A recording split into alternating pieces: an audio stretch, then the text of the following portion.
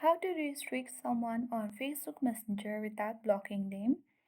In this video, we'll show you the quick and easy way to restrict anyone on Facebook Messenger but without blocking them. So do watch the video till the end so that by the end of the video we'll learn how to do it. Without any much delay, let's dive right into the video. First of all, open Facebook Messenger application on your device.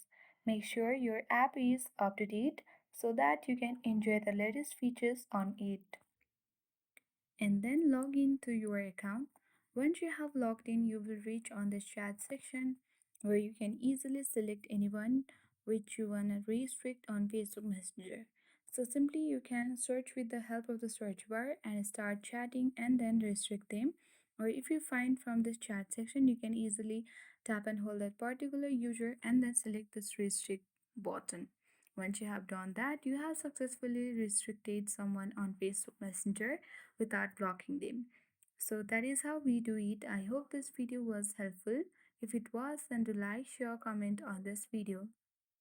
If you are new to our channel, then do subscribe and hit the notification bell for more tech and tips.